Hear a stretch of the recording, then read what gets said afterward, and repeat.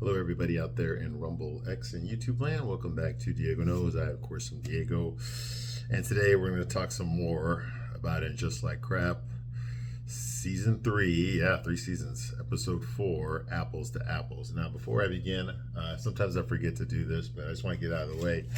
This right here, okay, that right there, okay, that is my X handle. You can find these videos on X right there. All right, and this down here, this is my Rumble, okay, where I got to post videos there on Rumble as well, right there, Rumble, because you know how the algorithm is, you know how YouTube is, okay. If you didn't lean a certain direction politically, they don't want your videos. They're going to suppress you, okay. Yeah, okay. So you know they get to choose what goes on here and what doesn't. All right. That's fine. That's fine. It's their purview, whatever they want to do. You know, I know I'm small fry. I mean, I don't matter. I know that. I do this for fun. I'm not trying to sell you merch. I'm not trying to, you know, I'm getting close to 1,000 subscribers, so I'm happier than a pig in crap right now.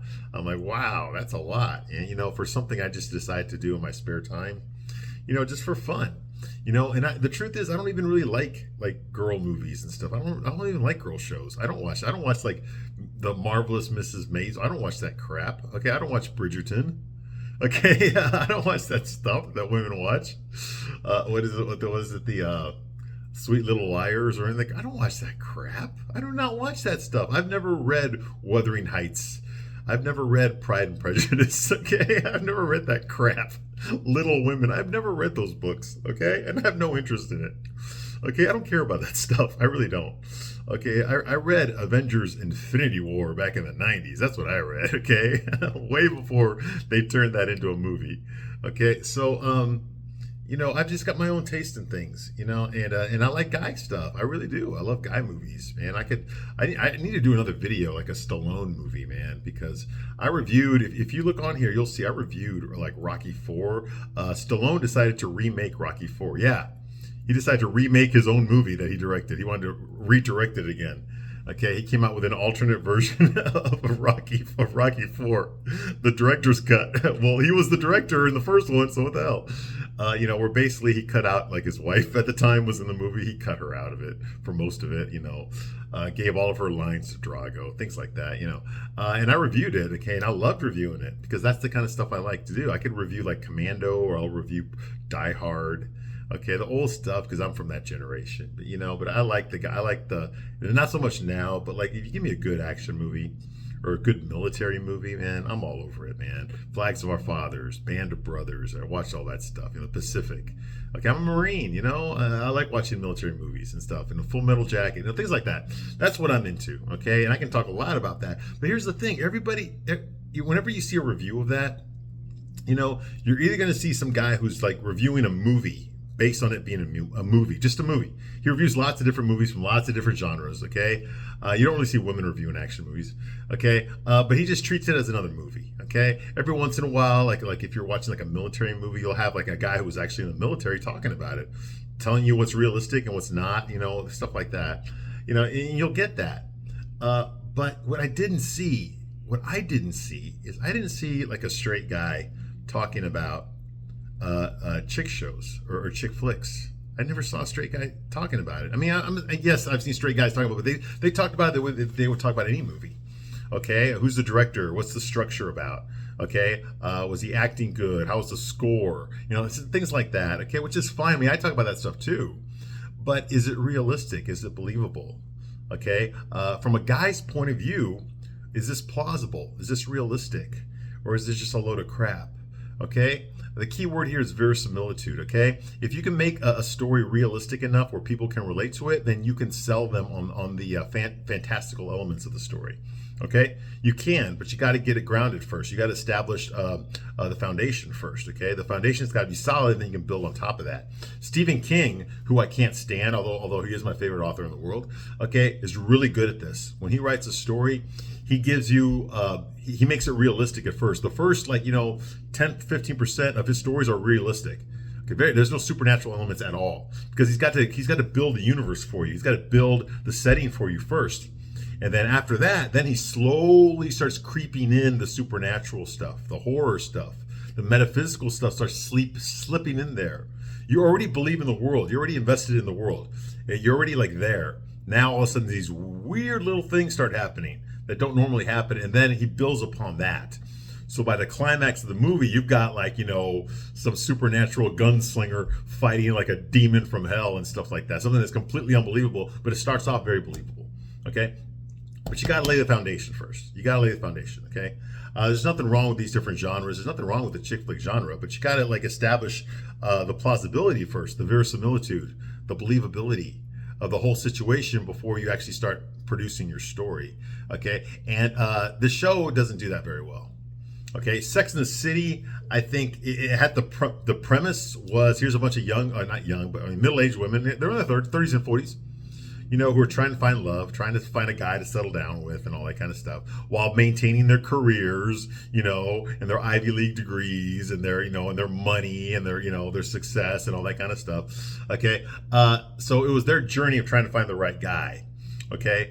I get it. There's a lot of women that fantasize about that and stuff. Okay. Being the whole Mary Tyler Moore, being a career woman, not a woman who gets married, okay, and has a kid and settles down, but a career woman, who's out there being a boss bitch, making her money, wearing her clothes, fucking the guys, but that can only last for so long. And eventually, you're going to have to age out. And these women on the show don't want to age out. Okay, so that's what makes it right there. Your premise is not very good. You could get away with it when you're in your 30s. Okay, that's what Sex and the City was, and that was groundbreaking back then. A woman in her 30s just going around jumping from bed to bed with no kids. Okay, not divorced, no children, no husband. Like that. That was like groundbreaking back then. It's all about her career. But how long can that last? Okay, how long can that last? It can't last very long, and it's pretty sad. When you think about all the money, I know I spoke about this in other videos, but you think about like all the money that these characters have, they're all wealthy now. Okay, I mean, most of them were wealthy last time too, on Sex and the City, but they're all wealthy now. And who do they have to spend it on? Who do they have to share with? Nobody. They got nobody. They have no legacy. When they die, where's the money go? The money's going to go to the government. There's nobody who's going to claim it. I mean, who's Carrie going to leave her money to in her will? Nobody. Nobody. You see what I mean? Well, Miranda's got more than enough money. Charlotte's got more than enough money. All of them, even Seema has more than enough money. So who the hell? What, Lisa Todd Wesley? She's got more than enough money. Who are they going to leave their money to? Nobody. Nobody. Okay? And you can't take it with you. You're working so hard for something that you cannot take with you. You see what I mean? They put their lives on hold. The show's not going to tell you this. I'm telling you this. They put their lives on hold. No, I'm not saying they put their careers on hold. I'm not saying they put their sex life on hold. I'm saying they put their lives on hold so they could chase this dream that involved making a lot of money, wearing a lot of expensive stuff and fucking a lot of people. Okay? But what does that get you in the end? It's got nothing. They got nothing to show for it. It's pretty sad. It's pretty sad. I don't want to end up that way. I'm not going to end up that way. Okay? And I was young back when those original episodes of Sex and the City came out. I was a young man back then. Okay? And I was doing what they were doing, only I'm a guy. I was out there. I was jumping from bed to bed too. I was dating lots of women. Okay? I lived in a big city. No kids, no responsibilities other than myself. I had my own place, had my own car, that kind of thing, doing my own thing, so I know what it's like to live that lifestyle. Okay. But, but I was younger than them, but you can't, you can't sustain that lifestyle because eventually you're going to age out. I know women don't want to hear this. Okay. And the show's definitely going to tell you this, but women have an expiration date. Okay. We all do. We all do. Now, on this show, they're going to tell you about the guy's expiration date, but nobody wants to bring up the woman's expiration date. Okay, you see what I mean? But it's there. It's right there. You're looking at it. You're looking at them. This is sad. I mean, seriously, look at Seema. She really thinks that she can do better?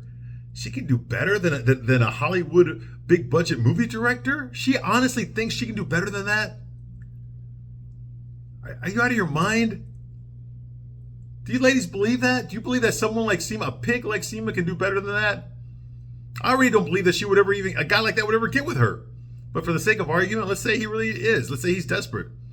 Do you really think she can do better than that? No, she can't. She can't. And this is a guy telling you this. I'm not some girl over here trying to eat out your pussy and make you feel better about yourself and tell, all women are beautiful at all sizes, at any age. All women are beautiful. No, I'm not, because they're not. They're not. Because you know what, ladies? Okay, when everyone is beautiful, when every woman is beautiful, no one is. And that's the truth. All right. Now let's get into this episode here, because I need to talk some more about this episode too. I'm gonna need my C4 though. Nectar of the gods. Anyway, I give you a straight man's point of view, whether you like it or not. If you can't handle it, get the fuck out of here right now. I will not censor myself to spare your feelings. I'm going to tell you the truth, whether you like it or not. The real question you have to ask yourself is, can you handle it? Can you handle it? You can't. I already know you can't. I already know you can't. But you're going to get it anyway. Straight up, baby, with no lube. There ain't no lube here. Don't even look for it. I ain't got any. I don't need it. Give it to you the way you like it. That's right. All right, moving right along. Now, where did we leave off last time?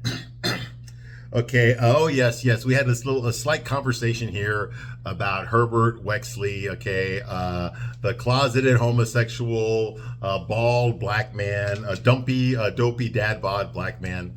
Who gets bossed around by his wife, Lisa, complaining that he can't get enough sleep because she talks in her sleep because she's stressed out about hiring some dude to be an editor on a documentary she's been working on for 9 years about pioneering black lesbians, okay, that nobody gives a crap about. Anyway, they set up this whole thing about Michelle Obama earlier this season, and obviously that's going nowhere. Okay, that's going absolutely nowhere. So they got that going on here. Okay, he's complaining about not getting sleep because she's talking in her sleep. She swears that she's not going to do that anymore. Okay, she still decided whether or not to hire this 6'6" NBA stud. Okay, who applied for the job. He's got a girl's name, Marion, but obviously he's not a girl. Okay, and he points out her sexism. Like, oh, you don't want to hire me because I'm not a woman. Well, you know, that kind of thing. So of course she's attracted to him. She wants to cheat on her husband. She's also attracted to like 15-year-old boys. Okay, that's already been proven on this show. Okay, so I really don't give two craps about whether or not Lisa Todd Wexley hires this guy or not. I don't care about her stupid documentary that nobody's going to see.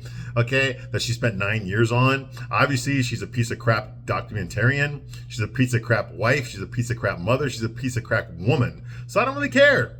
I don't really care what happens to her, okay? And that's the truth. You know, out of all the women on the show, she is definitely the prettiest one, okay? But she's not pretty on the inside. And no woman on the show is pretty on the inside, okay? Looks can only get you so far. Beauty really is only skin deep, okay? Yeah, they're beautiful, but once you get to know them, okay, that's when you get to see what they're really like, okay? And I'm telling you right now, if the woman's not beautiful on the inside, what the fuck is the point of having her?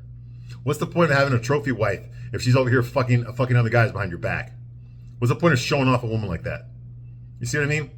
What's the point of showing off a woman at a party or something like that when she fucking emasculates you and embarrasses you in front of everybody and treats you like shit at home? What is the point?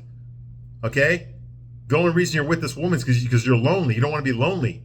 Okay? And if that's what you're afraid of, okay, then dude, you got a lot more problems than having a bitch for a wife. And that's the truth. All right? You're desperate. You're an incel, basically. You got to pay for this woman just to be around you. Okay, that's a disgusting life, okay? That's a terrible fucking life. You want to know why guys aren't fucking getting married anymore? You can start with that. Moving right along. The next scene here is Seema. Seema is looking over her office. She's saying goodbye. She's quitting her job, okay? She's a junior partner at a real estate firm in New York, okay? But her senior partner, gay guy, John Glover, who plays Elliot, he sold his shares to this straight young guy named Ryan Serhant. Okay, and of course, because he's a straight white guy, he's got to be portrayed as the villain. Okay, they do that to all the straight guys on the show, especially if they're white. Okay, so she's looking around. He asked her. He was nice about it too. He said, "Hey, listen, I want you to join my team. It's my company now, but you know, you're smarter than I am. You're quicker than me. You know, and I would really love to have you here. Okay, work for me, please." And she said, "No." Okay, he's like, okay, then, you know, you're gonna have to be out of here by in a week. What about my 30 days? Well, you know, I know you expect me to be a dick. Well, there's the dick move you're expecting right there. Get the fuck out. Okay, with a smile on his face. Get the fuck out. So now she's like clearing out her stuff. She actually didn't grab anything. She grabbed some green little tiger that was on her fucking desk or something. She's looking over her office. She takes a green little tiger and says goodbye to people. Okay, she goes up to the receptionist named Kiki. Yes, here we go. We're getting introduced to a character named Kiki that we're never going to see again. All right, that she will send movers to collect all of her stuff for the short term. Now, she said for the short term. What the hell does that mean for the short term? Is she planning on coming back? How? Is she going to buy this guy out? Is he willing to sell the company to her? Because she couldn't buy out Elliot because she didn't save enough money. Because she was going to do that like in the next few years, not knowing that he was already 90 years old. You see what I mean? This makes no sense. This is bad writing. This is someone who doesn't know what the hell they're doing. Okay? Anyway, when she gets up and walks out of her office, her old office now, she walks like she's fucking Jean Harlow or something, like she's Liz Taylor, swinging her hips and her shoulders. Okay, like she's all that. Bitch, you are a fucking solid 2. You're nowhere near a 7 or an 8. Okay? You're nowhere near there. Okay? You have no business walking around like you're fucking God's gift to men. You are not.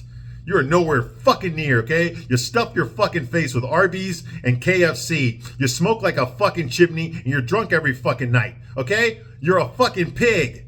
You're a fucking pig. You're a pig who thinks she's a fucking supermodel. Anyway, so she looks at the sign, okay, of the firm. It's called Paust and Patel. Her name is Patel, Seema Patel. Paust was Elliot, her former partner's last name. Okay, she looks at the sign, and she turns around and looks at the receptionist, Kiki, and tells her that, hey, you know what, girl? I started as a assistant, and she encourages her that she will grow in success like she did, like Seema did. She will grow in success. And Kiki's like, my rent is $3,000 a year. Okay, well, you live in New York, bitch, okay? That's cheap. Okay, that's cheap. For New York, that's cheap. Okay, I used to live in Chicago, all right? And $3,000 a month for rent is cheap. Okay? Anyway, and Seema says, like, okay, well, that was my best Jerry Maguire. So she's like, okay, here, I'm going to try to give you a motivational speech to let you know that you can do it too. And she says, like, my rent's $3,000 a month. And she's like, okay, never mind. That was my best Jerry Maguire. Bye. So she gets the fuck out of there. And I wish she would not come back. All right? Seema, so the girl Kiki says, like, she says, who's Jerry Maguire? Who's Jerry Maguire? Okay, yeah, I know. The 90s, I know. Okay, and Seema says, like, it's a piece of shit, libtard, woke, misandrist, heterophobic, racist show. That's what she says. Exactly. I'm going to repeat that. Seema looks at this young lady, Kiki, and tells her about Jerry Maguire. She says, it is a piece of shit, libtard, woke, misandrist, heterophobic, racist show. That's exactly what Jerry Maguire is, all right? Okay, just so we understand what we're dealing with. All right, the next scene is Wyatt. Wyatt is what the hell am I saying? What? Ex-Kathy and his old son. Okay, sorry, not Wyatt. Aiden's ex-wife, Kathy, we've seen her before. She's already met Carrie. Okay, she told Carrie earlier in the season to smuggle some Adderall to Aiden so that he can give it to Wyatt. Even though Aiden does not want to give his son any sort of medication at all for his ADHD. So Aiden's ex Kathy shows up, okay, and so does his oldest son named Tate. Aiden calls his oldest son Tater Tot, okay, and Kathy's boyfriend Bob shows up. Now Bob is clearly another, like all the straight men on the show are. He's another beta male, closeted homosexual. He wears khaki pants. He wears pink shirts. He acts very beta. Okay, he's very subservient to Kathy.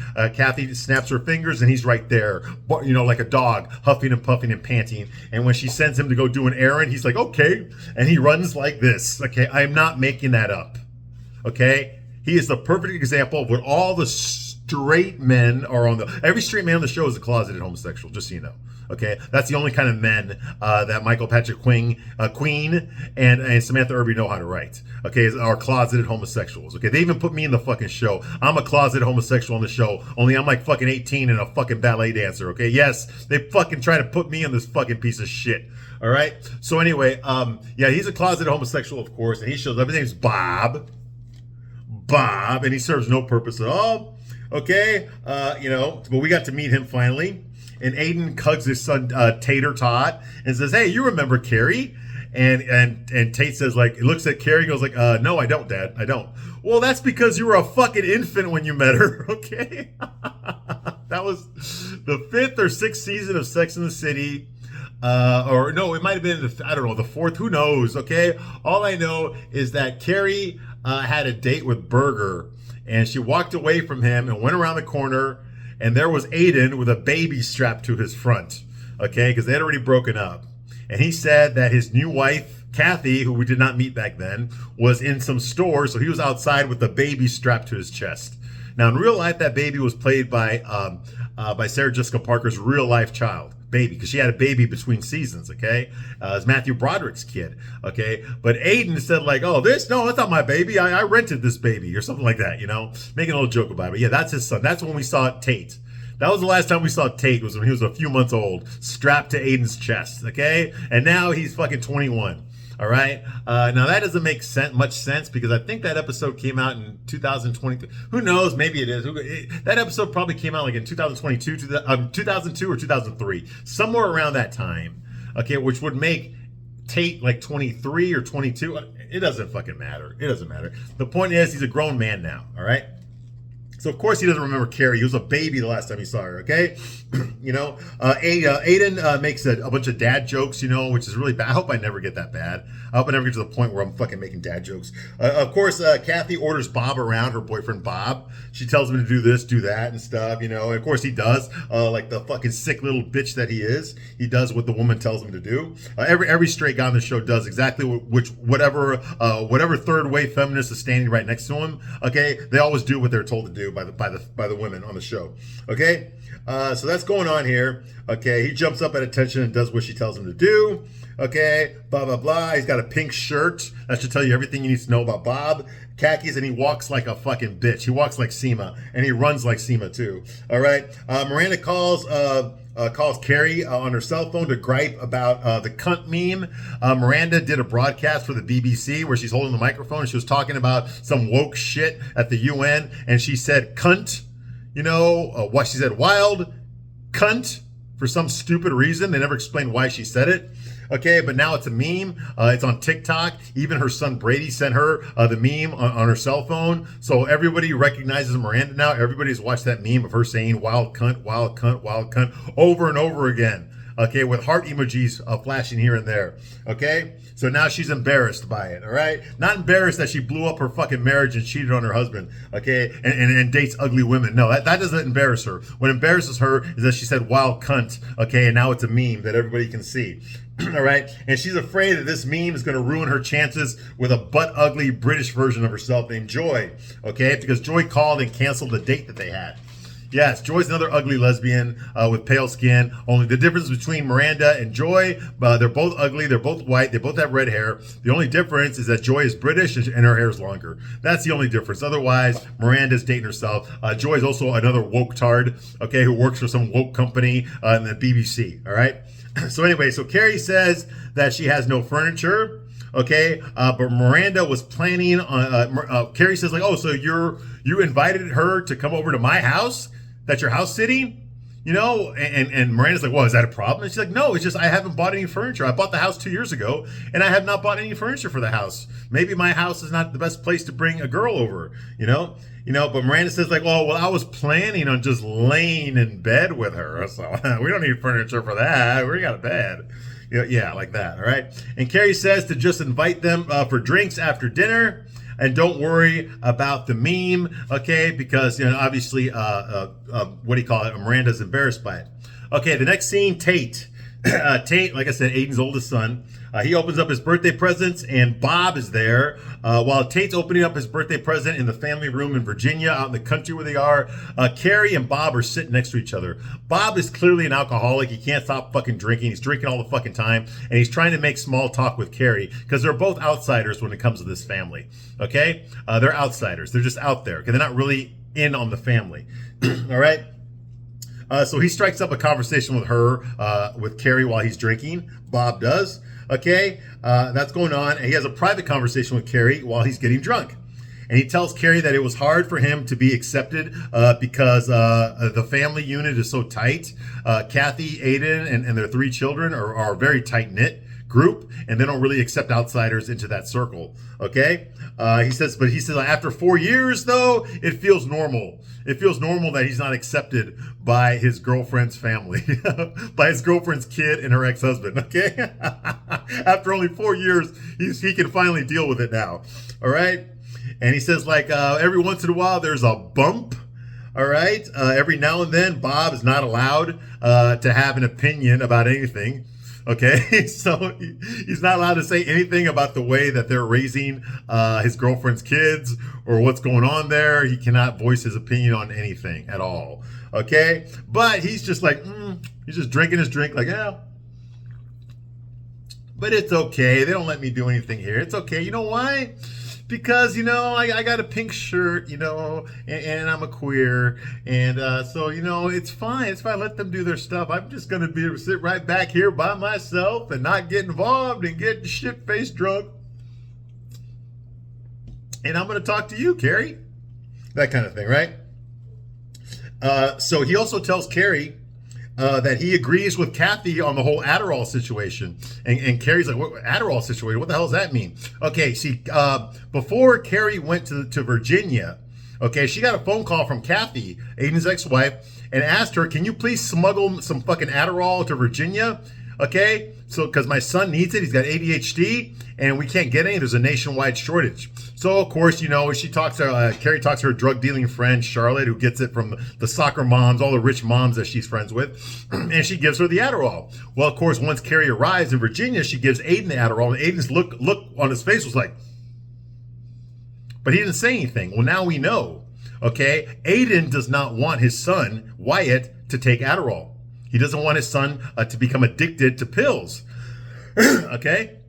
But because he has ADHD, Wyatt's mom, Kathy, wants him to take the medication. He needs to take the medication. That's why he's such an asshole. It's because he doesn't take his medication.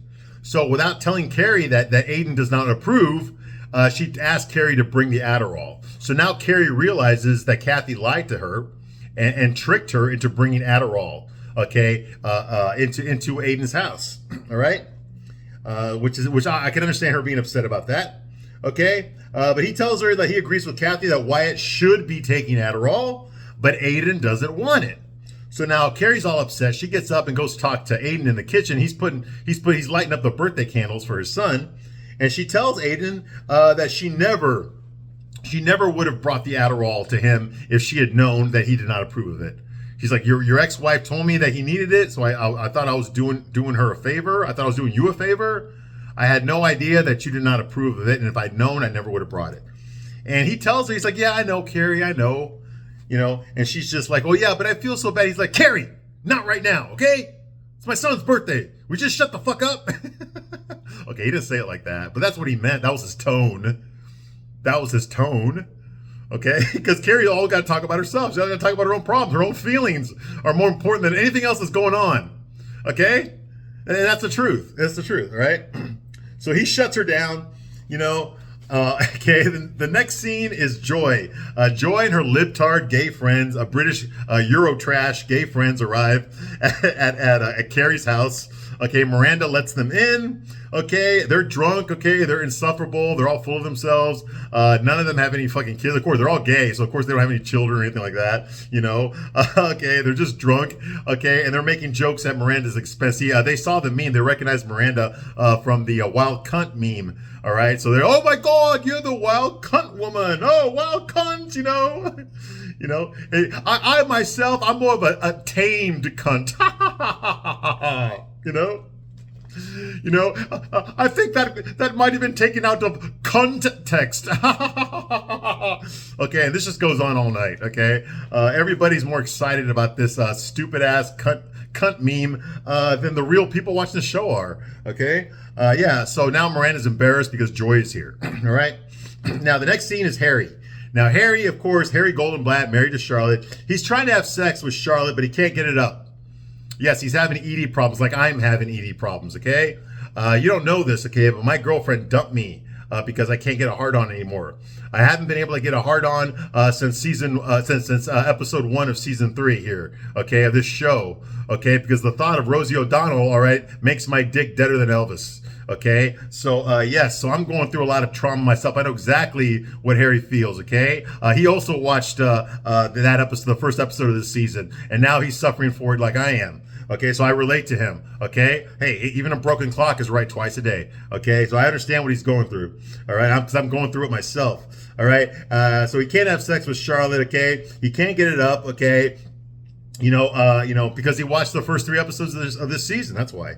Okay, now of course, he acts all insecure. Oh, what's wrong with me, sweetheart? I can't get it up anymore.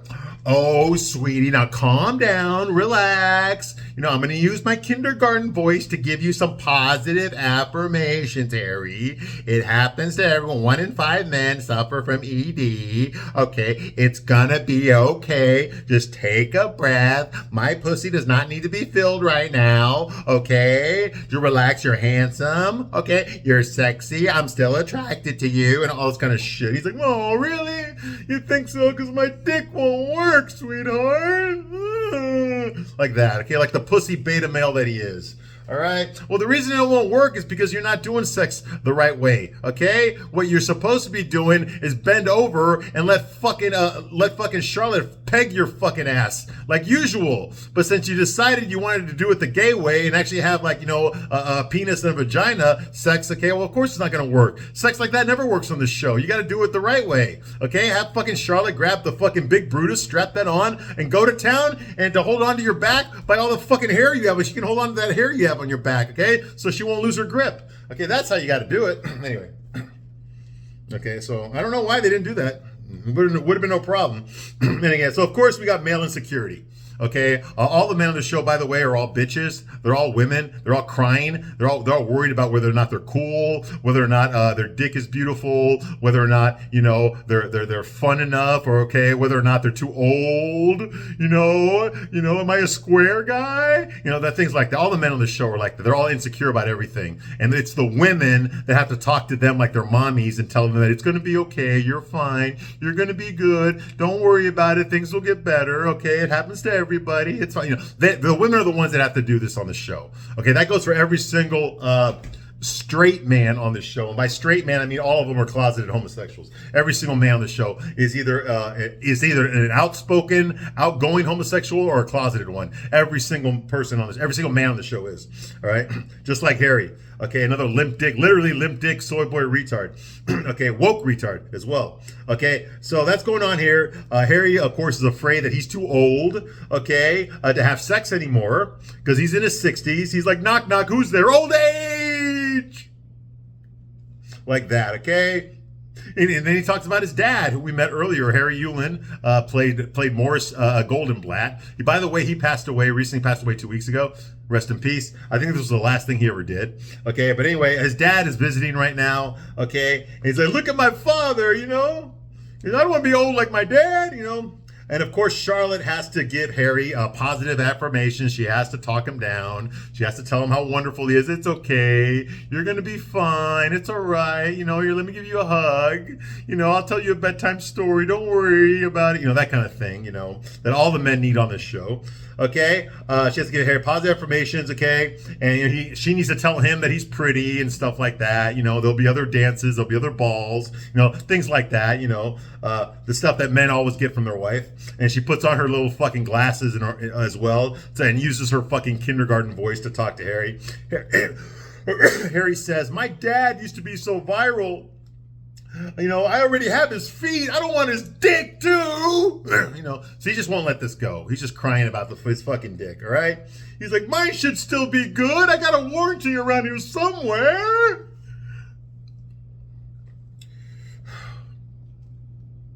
Yeah. This goes on for like 2 hours, just so you know. And Charlotte uses her kindergarten teacher's voice, okay, to explain to Harry that his warranty might soon expire. Okay? And that sex might be off the table. Okay? I wish they had shown this before they ever announced this fucking show, because nobody wants to see old people having sex. Yes, I know Golden Girls, well, the big thing about Golden Girls was their dating lives. I get it, okay? But Golden Girls wasn't explicit. Okay, we never got to see fucking B. Arthur, okay, and some fucking some old fucking Jewish guy, okay, in bed together, okay, bumping and grinding, okay. We never got to see that on the Golden Girls. We don't want to see that on the Golden Girls. It was just implied. You see what I mean? Whereas this show, it's not. All right. So that's going on, Charlotte tells him, of course, that sex might be off the table someday, but they're still connected somehow. you know, and Harry says like, Charlotte, I will always love you, love you, and love you, and love you, and love you, and love you, and love you, and love you. This goes on for like 2 hours. And love you, and love you, and love you, and love you, and love you, you know, and provide for you in every humanly way possible. More pussy eating, okay? Because every single woman on this show, this is not the same, okay? It's not the same. All right. Now, when the men are insecure, the women have to talk down to the men and tell them it's going to be okay. Don't worry about it. You know, that kind of thing. Okay. Like a fucking mom does. Okay. Like a mom talks to her little boy after he scraped his knee. Okay. But the women, on the other hand, they get unsolicited affirmations, which means that, you know, Charlotte could just be taking a shit. And all of a sudden, here comes Harry telling her how beautiful she is, how much he's in love with her, and how there'll never be another woman. You're so much prettier than me. You're so much more vivacious than me. Your cock is bigger than mine. You've got better looks than me. Your Botox is better than mine. Your hair is better than mine. Everything about you is better than mine. You're smarter than me. Like that, okay? That happens to every fucking woman on the show, but it's unsolicited. Okay, so you don't see like a girl, you know, feeling all depressed about herself, and all of a sudden a friend walks up and starts telling her how great she is. You'll never see that on the show, okay? She'll be out there doing her own fucking thing, and then some random person or one of her girlfriends will just come up and start telling her, or even a man will just come up and start telling them how fucking great they are. Start eating out their asshole, unsolicited. This happens every goddamn episode, several times in every fucking episode. Now it's Harry's turn to tell Charlotte how wonderful she is, how he's gonna love her forever. When I die, you're gonna get all my money, but all that kind of shit, all right? It's just... I'm fucking sick of it. I'm fucking sick and tired of this shit. God damn. I thought these were supposed to be boss bitches. Okay? When you've got self-confidence, you don't need someone to tell you how fucking great you are all the goddamn time. Because you already know.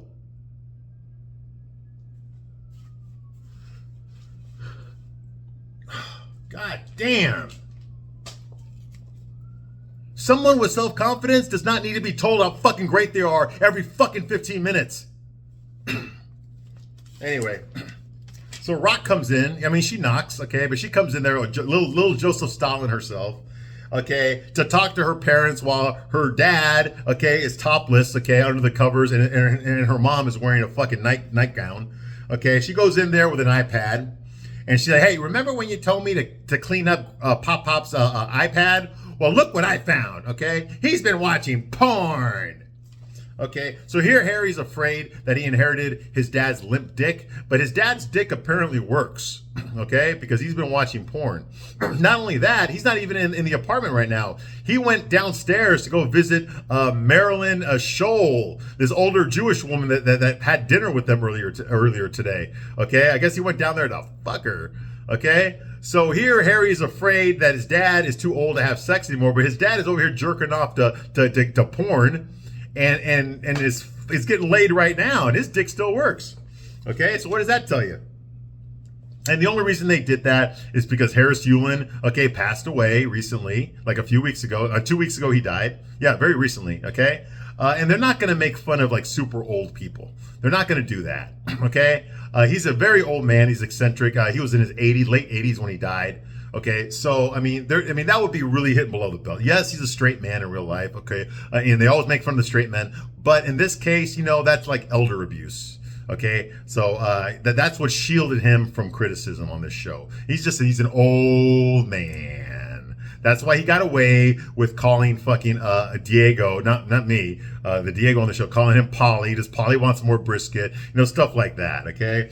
That's how they got away, because he's old, and they're not going to make fun of it, because that's ageist. That's making fun of people for being old, okay? So that's why, okay? So anyways, that's going on here, okay? So apparently, like I said, Harry's dad's dick still works, but unfortunately, the actor that plays Harry's dad, Harris Yulin, does not work. He's dead. And for rest in peace, I watched him in a lot of movies. I remember him as the judge in Ghostbusters Part 2. Okay, I remember him. He's never been the star of anything. He's always been a character actor, but I remember him growing up. Anyway, moving right along. Miranda and Joy are uncomfortable with Joy's gay friends. They're all talking to themselves, making jokes, okay, making fun of Miranda, saying these stupid ass stories that these British people with no fucking children just get drunk and have gay sex with each other, blah, blah, blah. So, of course, Miranda and Joy are bored. Miranda's trying to make eye contact with Joy. Joy's just like, I'm ugly.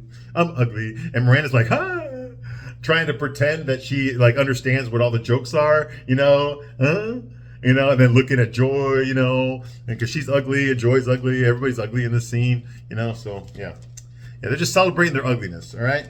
The next scene here, Carrie and Aiden's family, they're playing board games.